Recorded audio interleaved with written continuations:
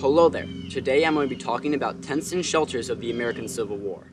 The tents and shelters of the American Civil War varied greatly, from the small dog tent or shelter half here to large Sibley tents. These flimsy pieces of canvas really served one purpose, and that was to keep the Civil War soldiers out of the elements. Join me as I briefly talk about each one of these fascinating structures.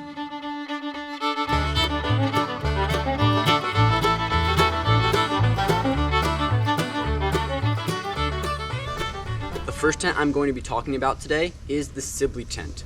The Sibley Tent greatly resembled the Indian teepee.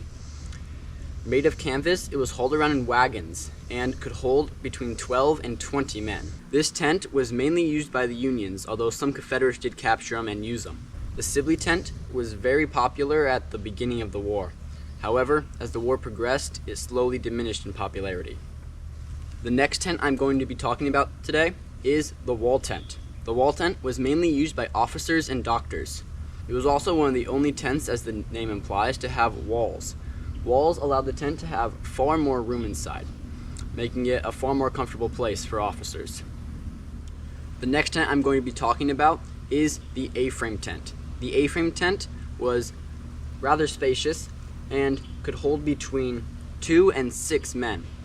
The Aframe Tent was made of canvas, and just like the wall tent and the Sibley Tent, it was also hauled around in wagons and was not that popular of a tent during the Civil War. The major Confederate tent during the Civil War was a simple fly tent. The Confederate Fly was made of a single piece of canvas held up by either sticks or ropes. Depending on its size, it was either carried in wagons or hauled on men's backs, and usually held around 6 men. Last but certainly not least is the shelter half. The shelter half, which you can see right here, was made out of 2 pieces of canvas that were buttoned together.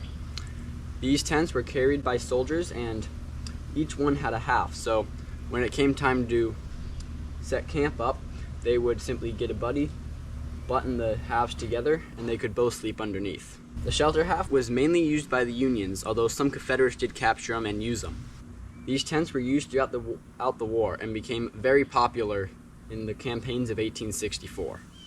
The tents and shelters used by Civil War soldiers, even if not liked, still played a major role in the American Civil War.